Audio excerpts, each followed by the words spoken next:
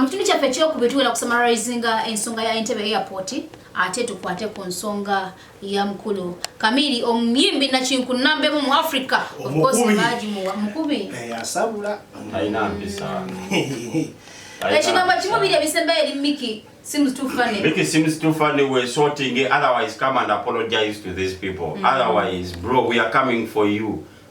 We are coming for you. You have nothing to lose, but I tell you, fight for your name, bro. You have to apologize for this. I tell you. These people that you call fools, then keep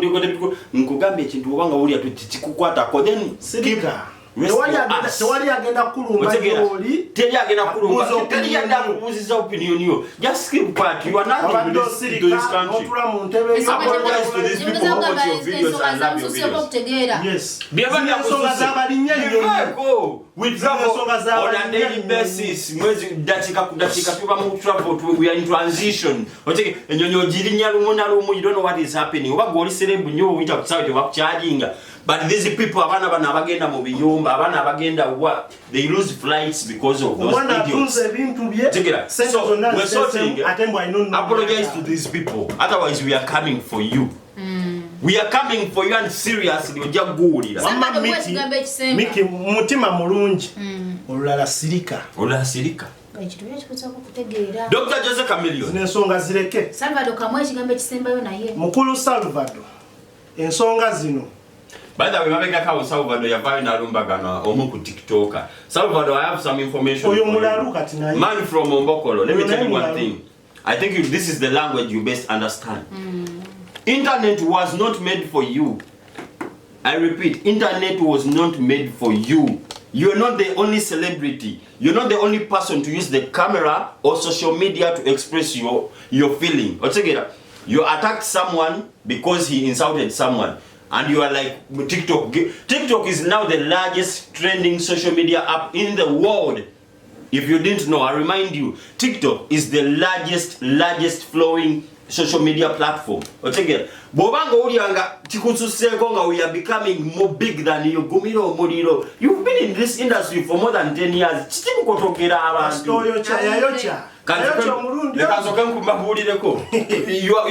No one can be recognized because of your following on Facebook, but TikTok has Kabilem. And they think they have numbers. Bro, Salvador, we make videos, and in 1 hour this video has gone to more than 500,000 viewership on TikTok, and those are also people who view us. So, we wasn't in no TikTok, yachisiru, we're sorting. Large people. They are using TikTok.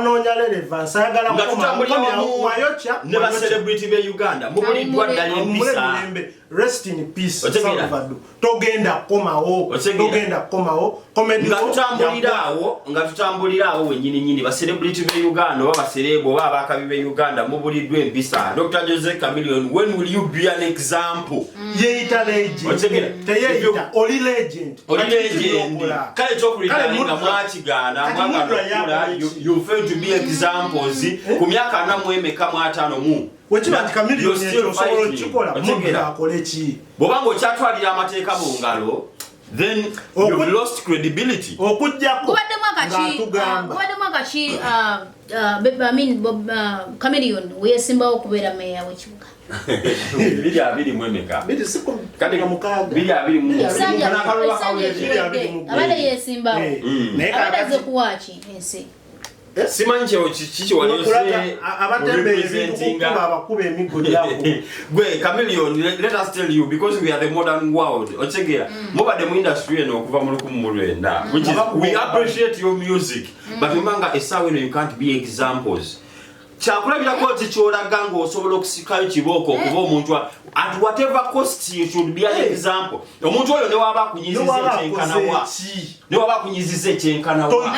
Omukuba mwana wa nnyoko. Omukuba mwana wa nnyoko. Akwate bapalaso bawizo kuba.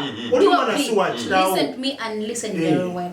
Bana Uganda, mukyaganya okukitegera n'okukkiriza nti mu Uganda eriyo abantu abatasobya nti mu Uganda eriyo abantu nga amateeka tegakola ki tegabakwatako tuwulidde emisango egisinga n'egisinga kabere kamiri oyo nanga gyalinyibwako eggere kati sano okuba okubi omuntu kamiliyoni gumera yes like kankubuli okyokuba nti no one day one time ekiseera kyabwe kijja tuuka ekyokuba nti bo tebagambwako bo bamanyi it will not stop us from talking about it tujja sigala tukyogerako ndi kasajja gwe toyina mpisa otegera you will lose nothing togenda kufiirwa sente togenda kukola neze bade malabula bamogera kamiri mwandigeze mpola kozeka kuna Uganda we are in a new generation kasajja ko batoyina otegera we are in a new generation zekukana kuno mwaka 2023 obanga gwe kamiliyoni yeyita mayanja and you call yourself a legend obosobola okusikayo embo then what an example you are okujja konga kamiliyoni atugamba ali mu kabadika show otegera gwe buli wobera ne concert first of all waba tugamba ali mu kabadika show oyiseewo first of all baso kali basimbira industry ye Uganda ku ntalo kyobala tulemeddwa okukula tukyali kugwa Nikolo owa boda nonyi zabadde nga bato omuntu omu akola ekintu ekimu ngati kozenga mawulire owa boda tugenda mukushinga atwale kamiliyoni mu kooti family etabera nayo kyekyo bakyagaano babateza mpezaganya gosolobera nayo ebijja tugenda kubawonya nnyo smart ekintu kyangu nnyo ku internet kuno buli kimu kokikola ki owa boda tugenda pushinga otwale oyeyeyita omunene mu mulindeko mulinde tukyali kugwa Nikolo mwalemererwa okupushinga omusajja waliwo ekyaliwo mbegakawo ekiri ekinene n'okusinga kino baba mwalemererwa okupushinga anti kiyite kyali ku internet yayite ndajja airport basabye sente emabega n'emabega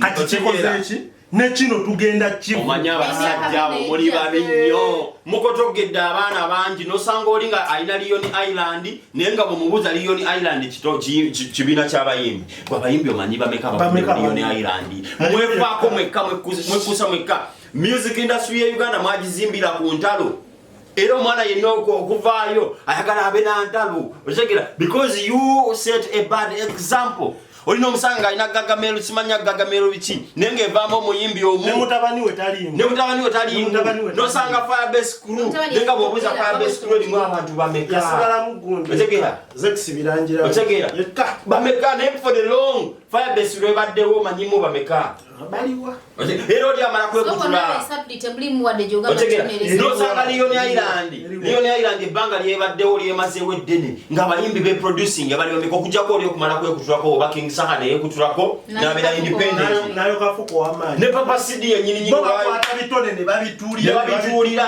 basabala omuntu ng'avaayo bwe bati bamusembeza bamuzema bigwe yakuyita ku kazeeyo omunene otegera ate yakuleeta nanyini gundi Nigeria,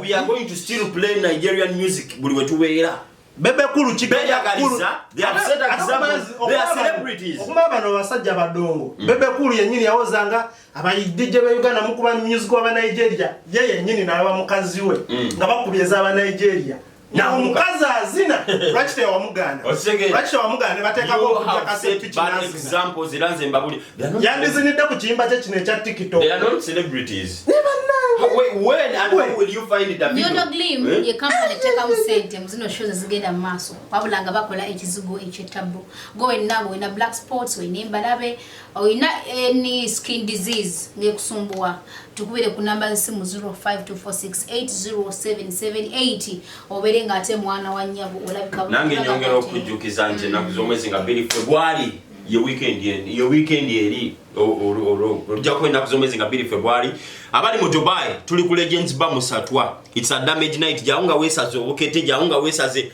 obugiringi jaunga emibiri giri bwe tugenda kumansula okuyingira kwabwerere lata kone kino kubera nyimba za Nigeria tukube ti Nigeria tukube paka ngera sabako nyimba za ngera kopoli wale yenjogere gamba tindo kola kyenkuga mato kunga tuzina budebwa mwe musoke mwetereze bulungi nnyo music wa mutujja mukubanga kukwanya wachiba nti bebe kula nina kuzina kumbaka plus ngochakuba trendy song on TikTok Bwanga labayo ne kumbaga kadde mikolo sine nyimba za Nigeria basikuba. Omugole bamuletera ku gundi ku luyimba lwa Burna Boy n'afuluma bubinyo because these people have set examples. Ne kakati mwe temuli baserebu. Yo muli bantu ba bulijjo. Chameleon so musange matinde walinga ali mukukayanga. Nga kanusana abaana banene ababulijjo. Kati okubula omwana wa boda ne waba akukoze eki you have no right. Chameleon you are example. Singa motoka yewe bagikonye eri ku social media kati. Bas. Ne omugero social media kasajja kweto ina.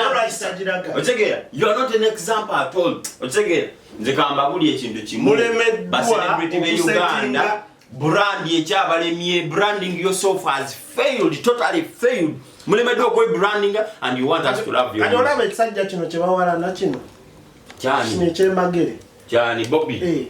Nawe kyali nga kinyonjaga waliwo kye byakolanga. Munzikiza. Kyaita brand. Munzikiza. Brand yourself. Ne bagamba Bobby na munzikiza. Chameleon yeyo mukombantu. Amawulire gagende kugasomenti no muyimbi Dr. Jose Chameleon a trending lwaki. Kuba muntu. Omunene w'eggwanga. I signed out. I signed out. Bebanene betuyina. Ne bava bagala tuluze. Muyimbi kyo munene Uganda. Chameleon agenda omwana ku Google Jose Chameleon ngali mukuba bantu. Burna Boy wali omulabye wanga akikola. Wizkid omulabye wa. Ate nga bato kuye. Nga bato. Balina ekifaananyi kye bakuuma. Bayimbi be Uganda mulemeddwa okukuuma ebifaananyi. Mulemeddwa. Mutwesibyeko naye katukuba mu Nigeria. You also sign. Yali manya kyali tuwa sign out. Ate zinyongerako I sign out as well. Wiki abadde mukamera.